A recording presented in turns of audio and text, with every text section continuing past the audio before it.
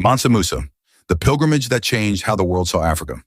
What if one man could change how the world saw an entire continent? 700 years ago, long before European ships sailed around Africa, long before colonial empires divided the continent, an African king left his homeland on a journey that would astonish the medieval world.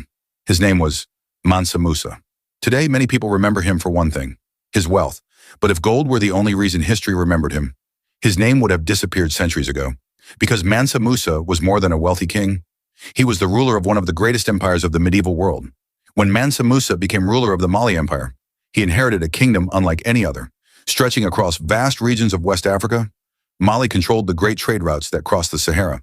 Caravans traveled for months carrying gold, salt, ivory, books, fine cloth, and ideas between West Africa and North Africa.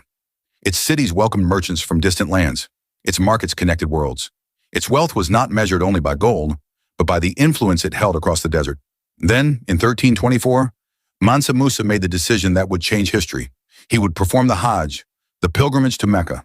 For every Muslim who is able, it is one of the greatest acts of faith, but this would become no ordinary pilgrimage. It would become one of the most remarkable journeys ever recorded. As Mansa Musa crossed the Sahara, his caravan stretched across the desert. Thousands traveled beside him. Soldiers protected the expedition. Officials represented the empire. Merchants carried supplies. Every stop along the journey revealed the strength and organization of Mali.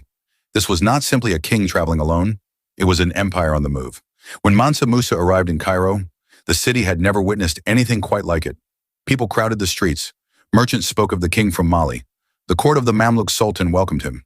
Years later, the historian Al-Umari, writing from Cairo, preserved accounts from people who had met Mansa Musa and witnessed his visit. They remembered his generosity. They remembered his dignity. And above all, they remembered the ruler who came from beyond the Sahara. But Mansa Musa did not make this journey to impress the world. He came as a pilgrim.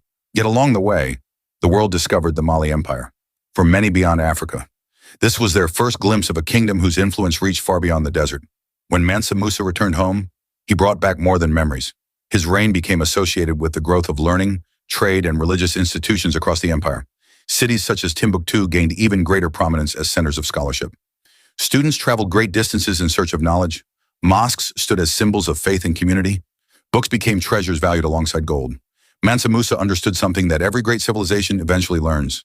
Wealth can build buildings, but knowledge builds civilizations. News of Mansa Musa spread across continents.